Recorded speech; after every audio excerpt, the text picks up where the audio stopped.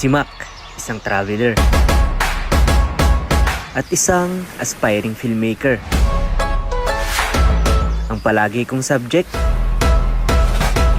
ang gandang taglay ng ating lalawigan.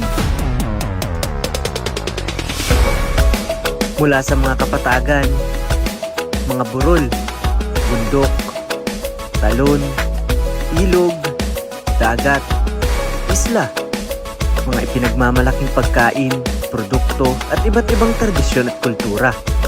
Bawat napupuntahan, sari-saring kwento ang baon. Lahat nakakaakit, lugar man o pagdiriwang, talagang dinarayo.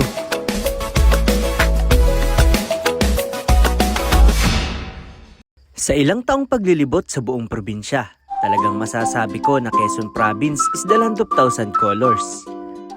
Napakasarap sa pakiramdam na magpunta sa isang bayan para dayuhin ang ipinagmamalaki nilang tourist destination, mga local delicacies, heritage sites at mga festivities.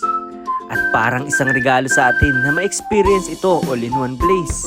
Bilang isang Quezonian, napakaswerte natin na may isang pagdiriwang ang nagbubukas ng oportunidad na mas maipakilala pa ang turismo ng bawat bayan sa lalawigan.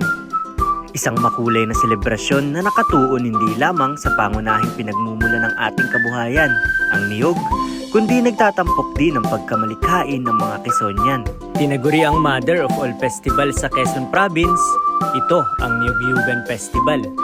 Ang naging daan para maipamalas ang mga natatanging sining, mayamang pamana at kultura, kakaibang mga talento, at ang mga produktong ani mismo ng ating mga magsasaka mula sa 39 na bayan at 2 syudad. Isa sa sentro ng pagdiriwang ay ang agritourism booths. Ang Tagayan Ritual, tampok ang second best spirit in the world, lambanog.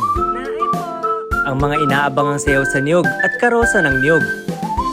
Andyan din ang Coco Olympics, Coco Zumba at ang napakahalagang Coco Summit kung saan ang ating mga magniniyog, maglalambanog, stakeholders at kahit ang mga private institutions ay nagsasama-sama para sa mas masigla at mas masayang industriya ng niyog. Mas pinasimple man ang pagdiriwang ngayong taon, hindi mawawala ang diwa nito. Sa pamamagitan ng ganitong patimpalak ay naiipakita pa rin natin kung bakit tayo ang pinakamakulay na probinsya. Ako si Mac, isang traveler, aspiring filmmaker, at isang proud Quezonian. Kasi sino ba namang hindi? Ang aking probinsya ang may pinakamakulay na selebrasyon.